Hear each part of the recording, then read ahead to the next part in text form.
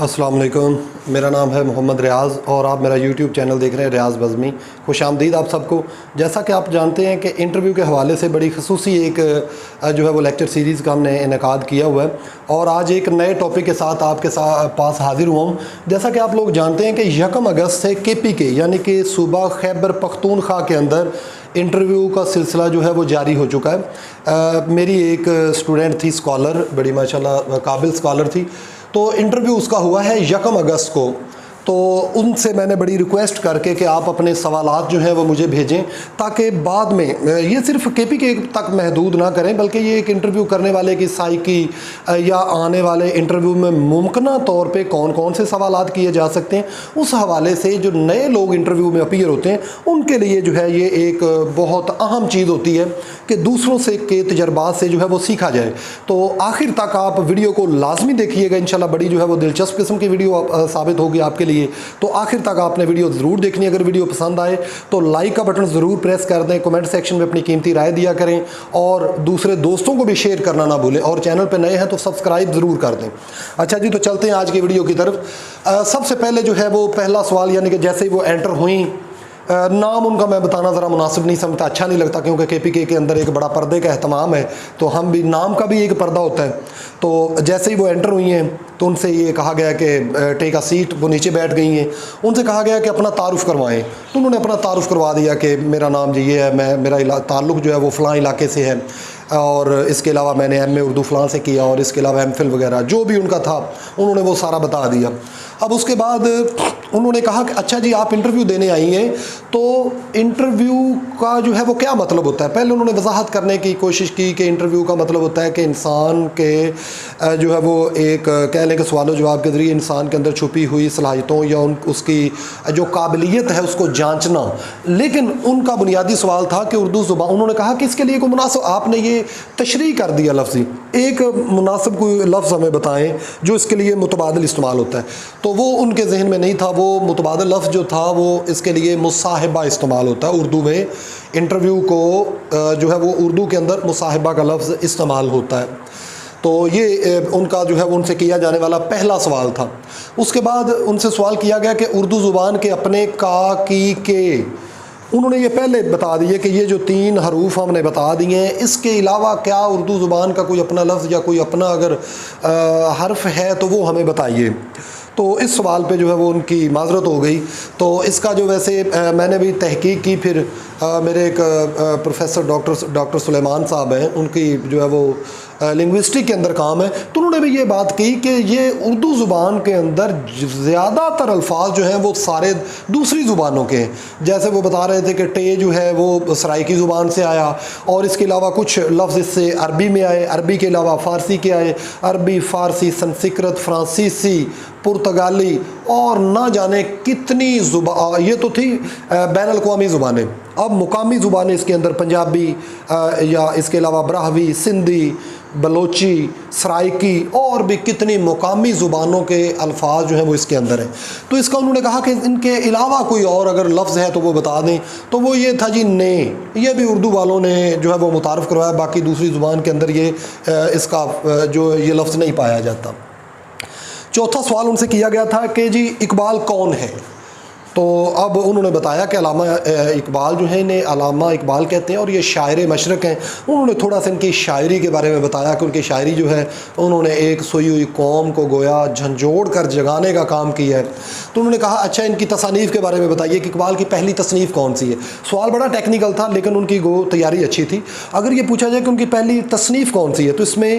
جو ہے وہ ان کی نثری تصنیف آتی، علم الاقتصاد، جو سب سے پہلے شائع ہوئی تھی۔ یہ 1903 کے اندر یہ کتاب ان کی شائع ہوئی تھی، علم الاقتصاد۔ اور اس کے بعد ان سے سوال کیا گیا کہ ان کی دوسری جو ہے وہ تصنیف کون سی ہے، تو انہوں نے جواب دیا اسرار خودی۔ پھر اس سے سوال ہوا کہ یہ کب شائع ہوئی، انہوں نے بتا دیا 1915 کے اندر۔ اور اس کے بعد ان سے پوچھا گیا کہ ان کا اردو کا جو مجموعہ ہے، پہلا مجموعہ کلام ہے، اس کا نام کیا ہے، انہوں نے بتا دیا جی بانگ درا۔ یہ کب شائع ہوا، انہوں نے بتایا کہ یہ جی جو ہے یہ شائع یہ 1924 کے اندر جو ہے وہ شائع ہوا۔ اچھا اس کے اندر کلام کیسا ہے، نظمیں کیسی ہیں، تو یہ انہوں نے وضاحت کر دی۔ جب اس سوال کے بعد انہوں نے ایک اور سوال داغ دیا، کیونکہ انٹرویو کے اندر سوال سے سوال جو ہے وہ نکالا جاتا ہے، تو یہ پوچھا گیا کہ بانگ درا کا مطلب کیا ہے، اقبال نے کہ یہ کیوں اپنے مجموعے کا نام رکھا، تو اس کا انہوں نے جواب دے دیا کہ گھنٹی کی آواز، یعنی کہ ایک قافلہ جب چلتا ہے تو اونٹ آگے جو چلنے والا اونٹ ہے اس کے گلے میں جو گھنٹی ہوتی ہے، تو گویا ایک وہ قافلے کے چلنے کی آواز یا دوسروں کو جگانے کے لیے ہوتی ہے۔ تو یہ سوال، اس کے علاوہ انہوں نے اور بڑے سوال کیے، اچھا یہ گھنٹی ہے اور دوسری گھنٹی جو ہوتی ہے وہ گلی محلوں کے اندر وہ جو چار پائے یا چرند ہماری گائیں بھینسیں بیل ہیں ان کو بھی ہم نے ایک گھنٹی باندھی ہوتی ہے، کیا یہ گھنٹی اور وہ گھنٹی سیم ہے، ایک جیسی ہیں؟ تو اس کا جواب یہ ہونا چاہیے تھا کہ وہ گھنٹی جو ہے وہ کہہ لیں کہ ایک علامت کے طور پہ، جگانے کے لیے علامت یا استعارے کے طور پہ استعمال ہوئی ہے، لیکن یہ جو گھنٹی ہے یہ اس کا معنی مفہوم جو ہے وہ بالکل اور ہے، جبکہ اقبال نے جن تناظر کے اندر استعمال کیا ہے وہ بالکل یکسر اس سے جدا ہے جو ہمارے یہ گلی محلوں کے اندر ڈھور ڈنگر لوگوں نے رکھے ہوئے ہیں، اس گھنٹی میں اور اس گھنٹی میں بڑا فرق ہے۔ اچھا جی، اس کے بعد ان سے سوال کیا گیا کہ پطرس کے مضامین جو ہیں وہ کس نام سے شائع ہوئے، پطرس کے مضامین جو ہیں وہ کس نام سے شائع ہوئے، تو جو ہے یہ پطرس کے مضامین جو ہیں وہ مضامین پطرس کے نام سے شائع ہوئے تھے۔ اس کے بعد اگلا سوال ان سے کیا گیا کہ اس کا جو ہے وہ دباچہ کس نے لکھا تھا، تو اس کا درست جواب جو ہے وہ یوں ہے کہ اس کا دباچہ خود جو ہے وہ پطرس بخاری نے لکھا تھا، اور اس کے اندر انہوں نے پھر اس سے اگلا سوال ہوا ان سے کہ آپ یہ بتائیے کہ اس کے اندر پطرس بخاری نے ایک بڑی خاص بات کی ہے، وہ کیا بات کی ہے دباچے کے اندر، تو وہ انہوں نے پیش لفظ یا دباچے کے اندر بات کی تھی کہ اگر یہ کتاب آپ کو کسی نے تحفے میں دی ہے تو مجھ پر احسان کیا ہے، اگر آپ نے یہ کتاب جو ہے وہ کہیں سے چرائی ہے تو میں آپ کے فن کی داد دیتا ہوں، اور اگر آپ نے یہ کتاب جو ہے وہ اپنے پیسوں سے خریدی ہے تو مجھے آپ سے ہمدردی ہے، لہٰذا اپنی اس حماقت کو حق بجانب ثابت کرتے ہوئے آپ اسے پڑھیں۔ تو اس کے علاوہ جو ہے وہ ایک سوال کیا گیا تھا کہ یہ جو مضامین پطرس، اس میں مضامین کی تعداد کتنی ہے، کل کتنے مضامین ہیں، تو کل جس کے اندر جو ہے وہ 11 مضامین ہیں۔ اب جی آگے چلتے ہیں۔ اس کے بعد یہاں تک جتنے بھی سوال ہوئے یہ پینل کے چیئرمین نے کیے تھے، اور اس کے علاوہ کوئی ایک دو لسانیات کے حوالے سے بھی سوال ان سے کیے گئے تھے، وہ جو ہے نا وہ درست طور پہ سوال میرے تک اچھی طرح نہیں پہنچ سکا۔ تو لسانیات کے حوالے سے KPK کے اندر وہ پینل کا چیئرمین جو ہے وہ بہت زیادہ سوال کر رہے ہیں، تو آپ جتنے بھی لوگ ابھی جنہوں نے انٹرویو دینا ہے تو وہ لسانی حوالے سے لسانیات کا جو پورشن ہے اسے اچھی طرح تیار کر کے جائیں۔ ایسا لگتا ہے کہ پینل کے چیئرمین نے لسانیات کو بڑا اچھی طرح سے پڑھا ہوا ہے، KPK کا جو پینل کا چیئرمین بنا ہوا ہے۔ اس کے بعد انہوں نے جی بتا رہی تھی کہ کوئی میڈم تھیں پروفیسر فیمیل، ان کی طرف مجھے جو ہے وہ پینل کے چیئرمین نے ریفر کر دیا، اور ان کی نسبت انہوں نے بتایا کہ جو ممبر نے، یعنی کہ پینل کا جو چیئرمین تھا اس کو کوئی خاص تسلی بخش اتنے جواب میں نہ دے سکی، لیکن جیسے ہی ممبر کی طرف آئے تو ممبر نے جتنے بھی سوال کیے میں نے ان کا 100% جواب دیا۔ اب وہ کون کون سے سوال تھے؟ ان کا پہلا سوال تھا ادب کیا ہے۔ ادب جو ہے اگر اس کی انگریزی میں تعریف جو ہے وہ یہ بنتی ہے literature is the mirror of society, ادب جو ہے یہ معاشرے کا عکاس ہوتا ہے، یہ سادہ لفظوں میں، یعنی کہ اپنے معافی ضمیر کو ایک احسن انداز کے اندر، اگر اس کی بیک گراؤنڈ میں چلے جائیں تو بیک گراؤنڈ میں کھانا کھانے کے وہ جو آداب ہوتے تھے اسے بھی ادب کہا جاتا تھا، اس کی بیک جو ہے وہ بہت زیادہ، لیکن یہاں اگر لٹریچر کے معنوں میں دیکھیں تو وہ یہی اس کے معنی بنتے ہیں۔ آگے اس کے علاوہ ان سے جو ہے وہ سوال کیا گیا تھا کہ موجودہ دور میں ادب کی کیا اہمیت ہے اور ضرورت کیوں ہے؟ تو ادب جو ہے یہ ہر دور کے اندر ادب کی جو ہے وہ اہمیت رہی ہے، اور اس کی اہمیت سے ہم کسی طور پہ بھی انکار نہیں کر سکتے، کیونکہ ایک ادیب جو ہے وہ معاشرے کا حساس ترین فرد ہوتا ہے، اور وہ اپنے فن پاروں کا جو خام مال ہے یا خام مواد ہے وہ اپنے معاشرے کے مختلف واقعات کو، اور جو اس کی ایک کہہ لیں کہ تجزیہ کرنے کی یا چیزوں کو دیکھنے کی صلاحیت ہوتی ہے، اس کے بل بوتے پہ وہ جو ہے وہ اپنی تحریروں میں لاتا ہے، اور اس فن پارے کا مقصد جو ہے وہ زیادہ تر معاشرے کے اندر اس معاشرتی بگاڑ کی اصلاح یا کسی بھی معاشرتی برائی کا جو ہے وہ خاتمہ یا اس کی نشاندہی ہوتا ہے۔ اور آپ کو پتہ ہے کہ جس دور میں ادیب جو ہیں اس کی ضرورت اس لیے بھی ہے کہ ہر دور آج کا انسان جو ہے وہ داخلی کرب اور انتشار کا شکار ہو چکا ہے، اور وہ کہہ لیں کہ ایک فرسٹریشن، ایک اضطرابی زندگی گزار ہے، تو یہ ادب ہی ہے جو ایک اپنے بیانیے اور پیرائے کے اندر انسان کے لطیف جذبات کی آبیاری کرتا ہے، جس کی وجہ سے جس طرح کہ وہ ارسطو کا آپ نے وہ پڑھا ہوگا نظریہ وہ کیتھارسس کا نظریہ، تو یہ ساری چیزیں جو ہیں یہ انہوں نے یہ سوال کے جواب میں بتایا کہ یہ ساری چیزیں انسان کے، اور ادب جو ہے وہ معاشرے کے ساتھ ساتھ معاشرے کی اصلاح کا کام بھی جو ہے، اصلاح کا بیڑا بھی اٹھاتا ہے، اور ساتھ انہوں نے یہ بھی جواب دیا کہ آج کا ادیب جو ہے وہ اپنا فرض احسن طور پہ انجام جو ہے وہ نہیں دے رہا ہے۔ اچھا جی، اس کے بعد ان سے سوال کیا کہ تنقید اور تحقیق کا کیا تعلق بنتا ہے؟ تو اگر آپ دیکھیں کہ تنقید اور تحقیق جو ہے یہ تو ایک آپس میں چولی دامن کا ساتھ ہے۔ تنقید کا جو مادہ ہے وہ نقد سے نکل رہا ہے، جس کا مطلب ہوتا ہے کھوٹے اور کھرے کی پہچان کرنا، یعنی کہ کسی بھی فن پارے کے اندر جو ہے وہ اس کے حسن و محاسن و معائب کی نشاندہی کرنا۔ محاسن کہتے ہیں خوبیوں کو، عیب کہتے ہیں وہ جو خامیاں ہیں اس کے اندر، ان کی نشاندہی کرنا، یہ جو ہے وہ تنقید اور تحقیق جو ہے یہ آپس میں ان کا بڑا گہرا تعلق ہے۔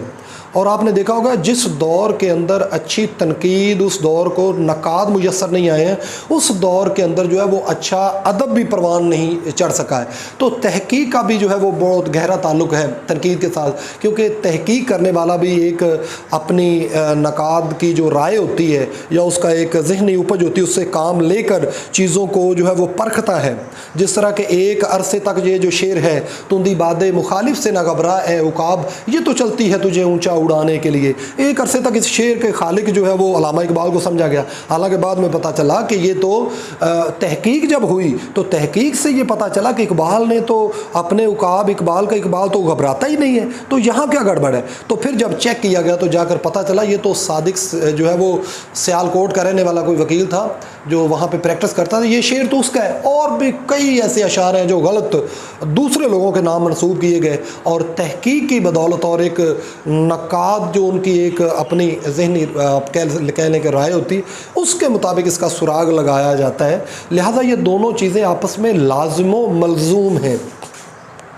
آگے اس کے بعد ان سے سوال کیا گیا تھا کہ محاورہ اور روزمرہ میں کیا فرق ہوتا ہے؟ محاورہ ہمیشہ جو ہے وہ اپنے حقیقی معنوں کی بجائے مجازی معنوں کے اندر استعمال ہوتا ہے، جبکہ روزمرہ جو ہے وہ آپ کہہ لیں کہ اپنے حقیقی معنوں کے اندر ہی استعمال ہوتا ہے، اور اس کے اگر یعنی کہ آپ کہہ لیں کہ مجازی معنوں میں بالکل بھی نہیں ہے۔ جیسے کہ ویسے روزمرہ جو ہے وہ اسے کہتے ہیں کہ جس طرح کسی اہل زبان نے اس زبان کو جس طرح لکھا یا پڑھا ہم اسی طرح اس کے پابند ہیں۔ جیسے اہل زبان جو ہے وہ کہتے ہیں 3-5 کرنا، 7-5 کرنا، یعنی کہ لڑائی جھگڑا کرنا، دنگا فساد کرنا، ہم اس 3-5 کو جو ہے وہ 4-5 نہیں کہہ سکتے، کیونکہ اہل زبان نے جس طرح لفظ کو استعمال کیا ہے ہم بھی اسی طرح اس کی پابند ہیں۔ یہ ان کا فرق ہے جی۔ ایک ان سے سوال کیا گیا بابانگ دہل کا کیا مطلب ہوتا ہے؟ تو اس کا مطلب ہوتا ہے جی کھلم کھلا جو ہے وہ سب کے سامنے یا ڈنکے کی چوٹ پہ کسی بات کا اعلان کرنا، یا سب کے سامنے جو ہے وہ کوئی چیز پوشیدہ نہ رکھنا، سب کے سامنے کسی بات کا اعلان کر دینا، اسے کہا جاتا ہے بابانگ دہل۔ اس کے بعد ایک شعر جو ہے وہ اس انٹرویو کے اندر پوچھا گیا تھا، میر تقی میر کی غزل کا ہے کہ شاہاں کی کوہلے جواہر تھی خاک پا جن کی، انہی کی آنکھوں میں پھرتے سلائیاں دیکھیں۔ تو اس کے بارے میں پوچھا گیا تھا کہ یہ میر نے کس کی آنکھوں کے بارے میں ذکر کیا ہوا ہے کہ کس کی آنکھوں کے اندر اس نے سلائیاں پھرتی ہوئی دیکھی ہیں؟ تو یہ چونکہ میر تقی میر نے جو ہے جی یہ مغلیہ عہد جو ہے وہ اپنے زوال کی طرف جب گامزن تھی تو میر نے یہ خود اپنی آنکھوں سے بھی دیکھا تھا۔ تو ان میں شاہ عالم ثانی تھے، یعنی کہ یہ دلی اور اس کے گرد و نواح میں اس دور میں شاہ عالم ثانی جو تھے یہ بادشاہ حکمران تھے، اور میر تقی میر نے دیکھا جب حکمران تھے تو لوگ آنکھیں بچھاتے تھے، لیکن ایک وقت آیا کہ جب ان کی حکومت جو ہے وہ چھن گئی تو ان شاہ عالم ثانی کی آنکھوں میں جو ہے وہ سلائیاں پھیر دی گئیں گرم کر کے۔ تو یہ میر کا اشارہ اسی طرف ہے۔ اسی غزل کے 2 اور شعر میں نے لکھے ہیں، تیرے وصال کے ہم شوق میں ہوں آوارہ، عزیز دوست سبھوں کی جدائیاں دیکھیں، تیری گلی سے صدا اے کشیدہ اے عالم، ہزاروں آتی ہوئی 4 پائیاں دیکھیں۔ تو یہ اسی غزل کا تسلسل ہے، اور یہ تھا جی آج کا KPK میں ہونے والا انٹرویو اور اس کے سوالات وہ جو ممبر سے کیے گئے، اور اس کے بعد ان سے کہا گیا کہ اب آپ جا سکتی ہیں۔ تو یہ تھا انٹرویو۔ یقیناً اگر آپ کو ویڈیو پسند آئے تو لائک جو ہے وہ ضرور کر دیجئے۔ اجازت دیجیے، اللہ نگہبان۔